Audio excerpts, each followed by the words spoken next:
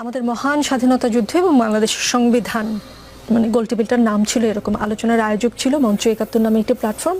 আলোচনা সভায় প্রধান অতিথি হিসেবে উপস্থিত থাকার কথা ছিল বাংলাদেশের সংবিধানের অন্যতম প্রণেতা এবং গণফোরামের ইমেরিটাস সভাপতি ডক্টর কামাল হোসেনের, তবে সেখানে তিনি ছিলেন না। আওয়ামী লীগের সভাপতি মণ্ডলীর বহিষ্কৃত সদস্য সাবেক মন্ত্রী আব্দুল লতিফ সিদ্দিকী এবং ঢাকা বিশ্ববিদ্যালয়ের অধ্যাপক শেখ হাফিজুর রহমান কার্জনকে অবরুদ্ধ করেছেন একদল ব্যক্তি। তারা নিজেদের জুলাই যোদ্ধা হিসেবে পরিচয় দিয়েছেন। ঢাকা রিপোর্টার্স ইউনিটিতে কিন্তু অনুমতি নিয়ে অনুষ্ঠান করতে হয় এবং সেখানে গোয়েন্দা সংস্থার লোকজনও থাকেন আমরা যতদূর জানি। সেইখানে এরকম একটা ঘটনা কিভাবে মূল্যায়ন করবেন? ধন্যবাদ। ছোট ছোট করে বলি। প্রথমত জুলাই যোদ্ধা, আমি অফিসিয়ালি অনেক প্রোগ্রামে বলেছি এই যে জুলাই যোদ্ধা এইটা কারোর নাম পরিচয় হতে পারে না।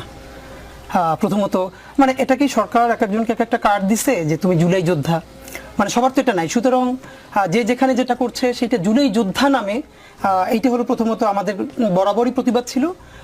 পরশু একজন ফোন করলো, বললাম ভাই কে? বললাম ভাই আমি একজন জুলাই যোদ্ধা। তো আমি খুবই বাজেভাবে রিয়েক্ট করলাম যে এটা একটা নাম হয় কেমনে, আপনার নাম পরিচয় বলেন।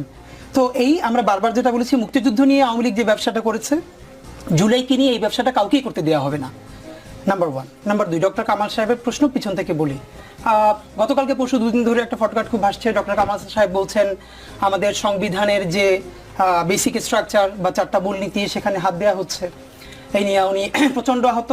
আমার মন খারাপ হয় বিএনপির সেই ভাই বোনদের প্রতি যারা 2018-তে ডক্টর কামালের নেতৃত্বে, যখন সাধারণ বাংলাদেশের মানুষ হাজারবার বলেছে বিএনপির মতো একটা দল, বেগম জিয়া এবং খালেদা জিয়ার দল, সেইটা গণতন্ত্র পুনরুদ্ধার করবে, যিনি জীবনে মেম্বারও নির্বাচিত হন নাই সেই ডক্টর কামালের হাত ধরে।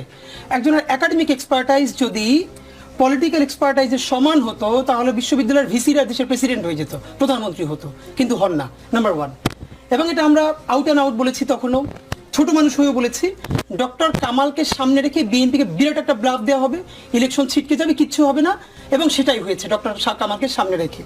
কি একটা সেকুলার মুখ, এইটাকে পোট্রি করে যে এই আইডিওলজি ধারণ করেন না। বেগম জিয়াকে কোনোদিন অনার করে ডক্টর কামাল কোনোদিন কোথাও কথা বলেছেন?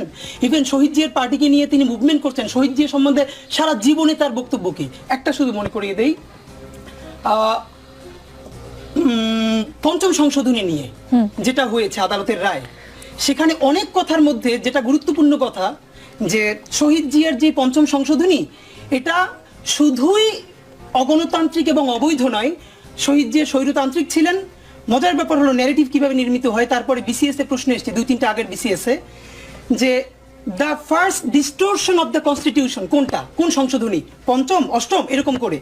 এর মানে হাইকোর্ট বলেছে পর্যবেক্ষণে এটাই ছিল